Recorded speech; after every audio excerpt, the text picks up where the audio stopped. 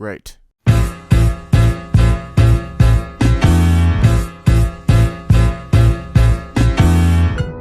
I think it's safe to say that Turnabout Big is the most hated case in Ace Attorney. And it certainly isn't unwarranted. Big is illogical, tedious, obnoxious, and criminal. And I'm not talking about the murder aspect of it. People despise this case, which gets even more strange when Shu Takumi, the director of Ace Attorney, would state that it's his favorite case he's made, which...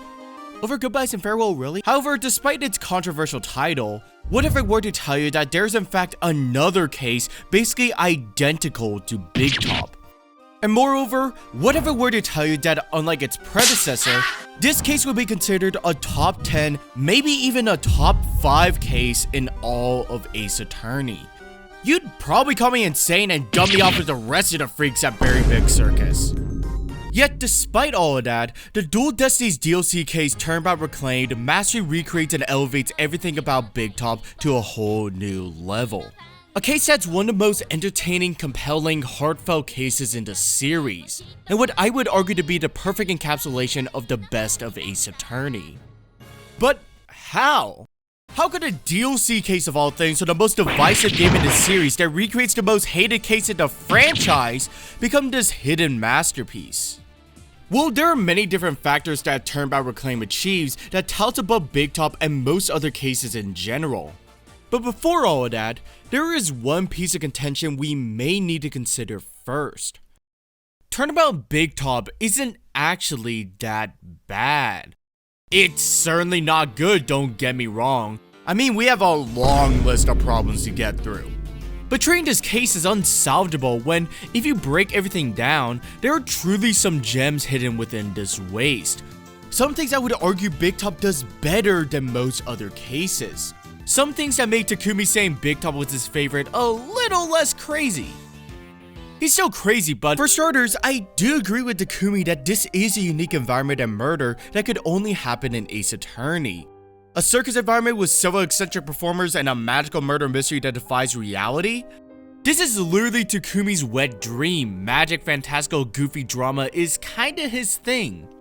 And he did write cross-examining parrots, whipping attorneys, and this, after all. Big Top takes creative risks that are unique to only Ace Attorney, and I have to respect it for that.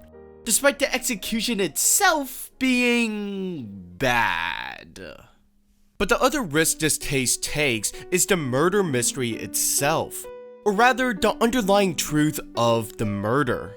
Breaking it down, there are multiple moving parts behind this rather simple murder that makes the story of it all that much more compelling.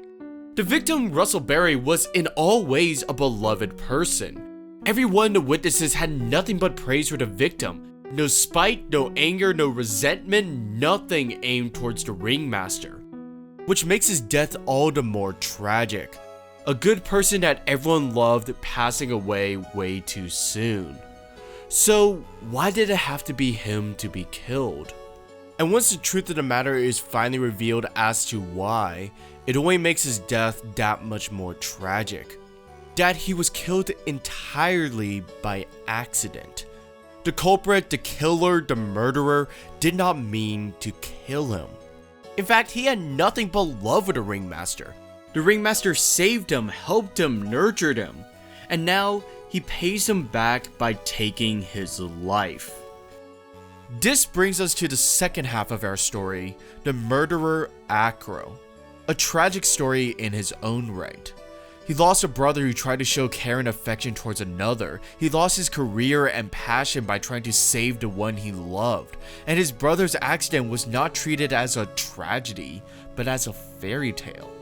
And as resentment and hatred grew, he took his grief to the extreme, only to discover that his divine retribution has only caused more pain for others and himself. But even after his mistake, he ran from his guilt, redirected his pain, his flaws, his demons onto another for just being too naive. Hope he can run away from it all long enough to see his brother open his eyes once more. Is he justifiable or redeemable? God no. He resorted to murder because a girl is just being a little positive. Ooh, optimism. And through all that, her beloved father took the fall for her, which led to his death. But Acro's story is still unbelievably layered. A murderer who accidentally kills the man who gave him and his brother a second chance at life. There's no justice, no motive, no nothing. The only reason he can blame is himself. So looking at Big Top from a broad lens, there's clearly something special that could be salvaged here. And Reclaim took that outline and made it even better. The biggest improvement of which being its characters. One of the biggest complaints of Big Top was just how tedious the characters were to deal with. They were loud, unlikable, and just unsympathetic all around. And that criticism seemed to drive home here, as with our Shipshape crew, they went back to being a fun, normal bunch of characters. I mean, we still have a rapping pirate and we're literally defending an orca, but relatively normal for an Ace Attorney cast. Now to some, this may actually be a little disappointing, that compared to Big Top's more challenging and abrasive bundle of characters, Reclaim took a much safer approach, settling for inoffensive cute gimmicks to cute gimmicks. Big Top presented these very flawed and unlikable characters who are annoying, rash, arrogant, glum. But despite their flaws, they managed to rally together in due part to the Ringmaster, only to relapse into their worst traits following the Ringmaster's passing, forcing them to grow and learn without their mentor as a team and not just as a bunch of douchebags. So I get that removing that aspect of complexity may seem to be diminishing to telling a deeper, darker, more compelling narrative. But the problem is that while it may seem intriguing on paper, it just doesn't work when in game. Mostly because instead of us observing the drama from afar, we have to directly engage with it. Not even that, we get punished trying to deal with these idiots. And having us forcibly subject ourselves to being the straight man to these tiresome antics of some deplorable and obnoxious personalities just gets on the nerves to deal with. And even so, Phoenix and Maya don't even behave as foils to all of these stooges, arguably instead playing into these antics and having Phoenix out of character suggest he would propose to a 6-year-old girl. God, what the fuck? So personally, I very much prefer them removing all of that baggage and just making the Shipshape cast be fun, entertaining characters. The enthusiastic Buckler, the more reserved but protective Rimes, the Rick from Rick and Morty before Rick and Morty was a thing, Herman Crab. They all have their distinct personalities and ambitions that make each individually captivating and, most importantly, fun to be around. I want to interact with these characters, I want to talk to them, learn more about them, be around them. And this jovial feeling is reciprocated by our main cast of characters. I think this combination of Phoenix, Athena, Fulbright, and the reintroduction of Pearls makes for an excellent roster that perfectly matches the energy of our witnesses. But just because they're lighter, simpler, bouncier, doesn't make them void of complexity. Arguably makes them more so because of it. Just now the characters are given more room to breathe and not to feed into some larger thematic message. And also told with much more optimism and liveliness than the more petty and dreary presentation of the Big Top crew. Big Top, it felt like people hated working there, while at Shipshape we experienced the love and joy these characters invested into the aquarium. And because of that, we also start to care more about this environment, these characters, and the future of Orla and the aquarium. And that's the biggest strength of these characters. They make us care. Care for the narrative, care for the case, and especially care for the characters and all their goals, plights, misery, etc. That's the difference a strong cast compared to a weak or infuriating one makes to a narrative. Something especially demonstrated when explaining the impact Jack Shipley had on the aquarium and everyone a part of it. Similar to the Ringmaster, as the case unfolds, we learn more incredible details about the captain. About his selfless behavior, choosing his crew members and the orca's lives over his own, and looking out for the best for others even till the very end. And Shipley's impact is shown through the characters. We see Sasha overexerting herself despite knowing it's killing her. We see Rimes feeling perturbed and flustered following Shipley's death, causing him to become more protective as a result, as well as another reason that we'll get to later. And we see Crab trying to preserve Shipley's legacy while still having to make multiple hard calls in place of him. But unlike Big Top, we actively see growth out of these characters, demonstrating they are all flawed and broken people trying to find purpose without Shipley. A stark difference compared to the constant infighting at Berry Big Circus.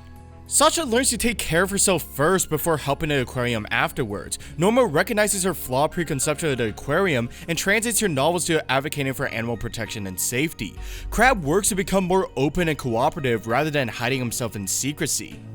But no one sees more of a transformation than Marlon Rimes, who I would add is heavily reminiscent of Acro. But as we will soon see, he's gifted with so much more depth that takes his character to new heights. Marlon starts off just as an inconsequential witness. He's nice and forthcoming, packed with fish and wraps. However, he demonstrates strong compassion towards Sasha, but inversely vindictive towards Orla, constantly harboring that Orla is dangerous who killed Shipley. Already we're given a surface understanding of who Marlon is, while hinting at something more. But comparatively to Acro, we don't immediately assume Marlon of being the perpetrator despite a couple red flags. Especially when we're given 2 investigations to interact and bond with him, while also having a red herring and Dr. Crab be thrown into the mix to divert our attention, who ironically becomes a much stronger misdirection because of this case's similarity to Big Top. A shut-in revealed in the second investigation that's incredibly suspicious? It's not a massive diversion for sure. You can easily deduce it eventually with the limited cast of suspects, but those minuscule amounts of elements are instrumental in us getting to know Marlon as a character, rather than just immediately assuming guilt like when we first saw Acro, who, despite his pity story and his inability to walk, had his perception tainted from the beginning because, well, he's obviously the killer. No one else could be the killer, and he was just introduced in the second investigation, so... Instead, to this point, Marlon's your nice witness you just enjoy having around, all making his reveal of being the true culprit that much more shocking, and that much more riveting because of it. Someone that has only shown care for everyone and especially Sasha. So how does this timid character become our killer? Well, let's start actually getting to know Marlon for a second. We know that Marlon has a strange contrast of showing affection towards Sasha, but a vendetta towards the orca. 2 characters that are incredibly close to each other. It goes to the extent of him repeatedly warning Sasha that Orla is dangerous despite those warnings going on deaf ears. He's even willing to perjure himself to perpetuate those opinions while continuing to try and protect Sasha. But usually with these extra witness characters like presumably Marlon, like your old bags, Ladas, and even the Plumes, we don't necessarily need to go too deep into who they are and why they feel a certain way. They usually serve as surface level commentary and testimonial to further overall mood and narrative or accentuate the guilt of our client. And in this case, we just shrug it all off as Marlon having a crush on Sasha. Yet for Marlon, it feels there is something more to his character, some explicit reason we should care why he's behaving so strangely. A suspicion that he's hiding something which is pertinent to this case, yet we don't know why. A suspicion that festers and grows as the investigation persists and more evidence and testimony is unveiled. Where our innocent, naive, caring Marlon turns into our number 1 and final suspect. We bring Marlon to the stand and already he's behaving differently. Conversely to his first time on the stand where he was on edge, touchy, and extremely protective towards Sasha. But this time he's cold and callous, void of anxiety, instead filled with angst as he accuses Orla once again for murder. But what's most interesting is that despite Sasha being the one on trial and the most guilty seeming, Marlon continues to protect her, begging the court to acquit Sasha and convict Orla instead. It's a nice detail that stays true to his character, still displaying some level of humility, even if it pushes him further into a corner. Yet despite his seeming nobleness, at the end of the day he's still running from his own fate, shoving blame instead onto Orla, who we literally just cleared. It's a strange dichotomy, a unique spiral of love, pain, fear, and anger. Is it out of care for Sasha, spite for Orla, or Marlon's own cowardness? And it only makes us question further what lies underneath Marlon's soul. And the story of Marlon is a cruel twist of fate. A year before, Marlon was dating trainer Azura Summers, and their relationship was seemingly going strong, to the point that they owned matching charms and Marlon would regularly attend Azura's performances. But fate works in cruel ways, as during an ordinary performance while Marlon was in the crowd, Azura submerged underwater for a trick.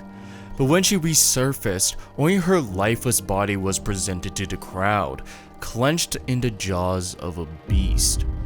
And by the time she reached land, Azura would suddenly recoil in pain, until her skin grew pale and her body went numb, where she would die right there on the dock.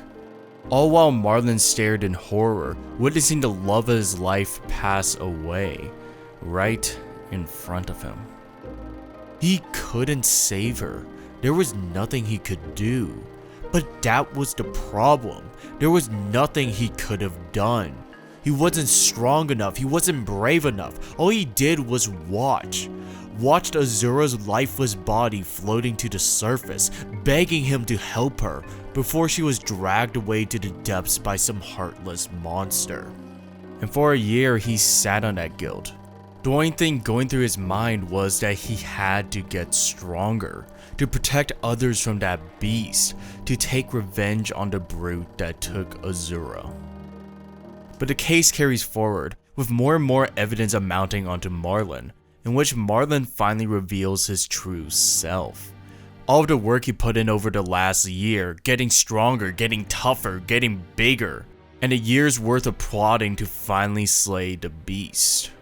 But even after his transformation into a goofy rapping pirate, which admittedly is incredibly silly that could have derailed the complexity of his character if it wasn't just so goddamn entertaining, he continues to shield Sasha, only deflecting blame off himself throughout.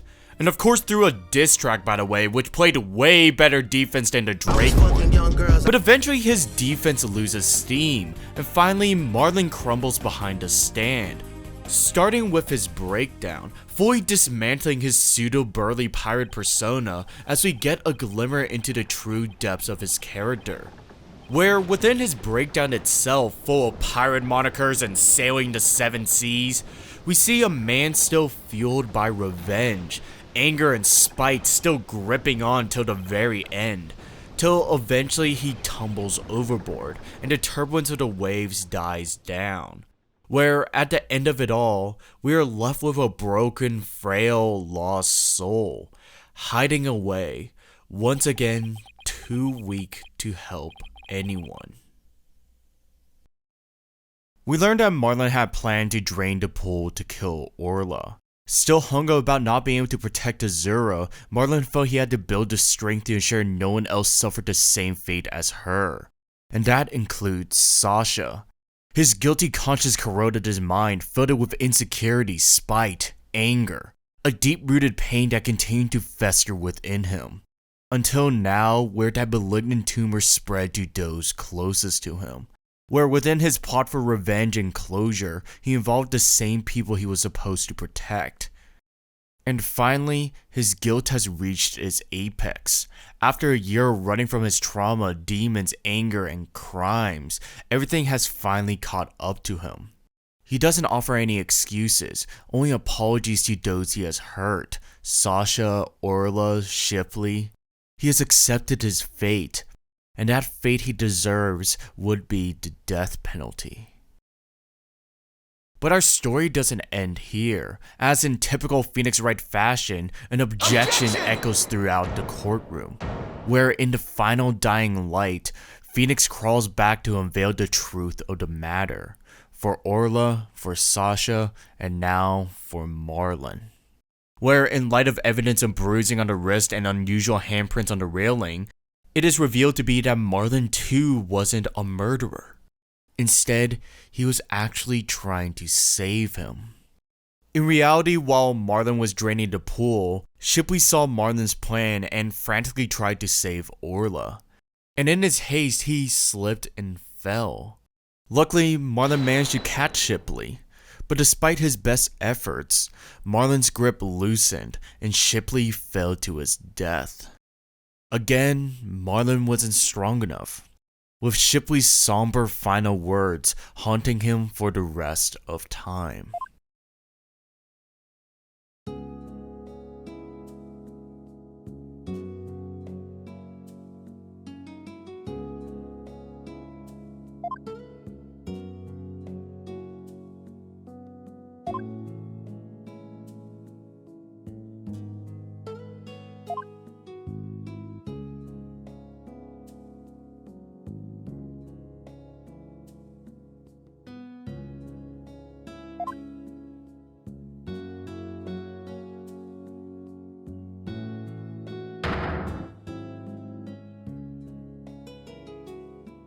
The truth of the situation was that no one was to blame. Not the Orca, not Marlon, nobody.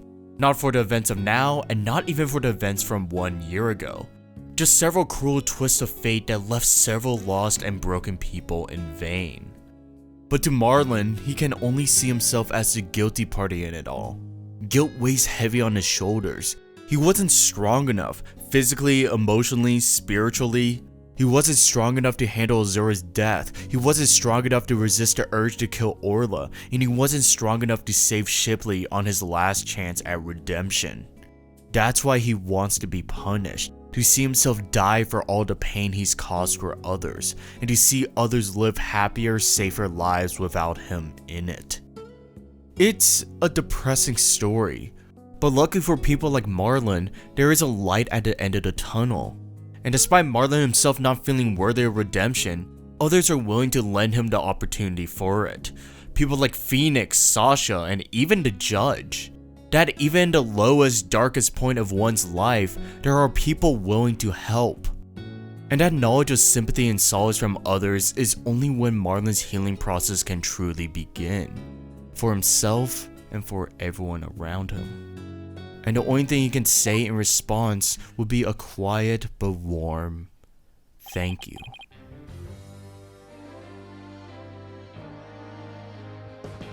Marlon in many ways is what Big Top lacked. It lacked characters with heart, it lacked truly flawed and broken characters influenced by the events of the past and present. And it lacked that sense of family, bonding those around us despite all the flaws and pain each person has endured. Marlon is not an Acro. Acro dealt with his pain through pure callousness and soullessness, while Marlon enacted through pain, guilt, and confusion. One seeking answers to try and make a positive impact out of his trauma, while the other is just from pure resentment. Both make their mistakes, but one still shines at being human, capable of redemption, while the other bottled up his emotions so much there was no chance at recovery. Which really defines the core difference between Reclaimed and Big Top. Big Top is spiteful, toxic, and malevolent, while Reclaimed shows emotion, humanity, and optimism. Reclaimed lifts all the characters up together as a collective bond instead of the constant tearing down Big Top engages in. It makes the collective praise of the captain feel more engaging, it makes the existence of a tragic character like Marlon feel more sympathetic, and it makes Marlon's redemption feel more rewarding by the end. And Marlon is the epitome of a character that elevates everything about a case tenfold. The catalyst that transforms the case from just being a fun mystery to a complex and emotionally driven narrative. But beyond just the characters, the story itself is equally stellar. The pacing, flow, and structure of this case is pristine. The way the investigations and trial are able to flow between parts so seamlessly helps progress the narrative and develop the mystery, especially with how new information is introduced, resolved, and mutates into even more questions and lore drops. We could go from defending an orca to watching our client get dragged away for murder, to Athena and Phoenix singing sea shanties, to Orla possibly being freaking poisoned, and so on. The continual progression resulting in fun highs and dark lows keeps us entranced in the drama. Every new story beat feels like a massive revelation, and every revelation is logically sound and positioned. Nothing feels like a massive leap in logic nor a predictable slog. All to create the perfect balance between gripping drama and goofy entertainment. Which is crazy with how many twist upon twist this case stacks that all leads to an incredibly satisfying and heartfelt conclusion. There is never a dull moment, which is why I love this case so much. The pacing and structure of this case is so good. I'd argue maybe the best formatted case in the series, and that's saying a lot. A masterpiece of a case that develops brilliant mystery with fun jubilation. And that's probably the biggest strength of this case. It's just fun. There isn't much to it, it's just fun to play and experience. There's so much color to this case, both figuratively and literally. Like, look at these environments, look at the characters and the animations and the dialogue and everything. We have fully animated cutscenes of orcas and pirates, what more can you want? I can gush how natural and lively the character interactions are, I can rave about the clear technological improvements visually and mechanically that make the case feel even more engaging, fully utilizing every aspect of the 3DS capabilities at the time, and I can yap about how there are fucking penguins! But the one explanation I can especially attribute to the overall enjoyment is the case's incredible world building. From the backgrounds and the little details that cover the place to thematic and stylized pieces of evidence, it's all just fantastic world building that makes me want to visit this place for real. And makes this case feel so much larger than life despite it only being a couple characters and locations. All things that Big Top lacked, which makes the original case feel so underwhelming and frustrating. A case centered around such a large spectacle experience with a unique concept and colorful characters just slogged down into this dreary presentation.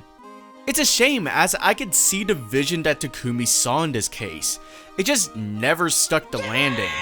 Or the warm up or the preparation, you know what I mean. We can probably just chalk it up to Takumi being drunk. But if there's any takeaway I want to bring for this video, it's the fact that a flawed concept isn't a lost cause. There's ways one can transform what may seem like rubbish and tinker and twist it into something new, beautiful, and phenomenal. Reclaim is proof of this. It turned one of the most infuriating cases to experience into one of the most entertaining.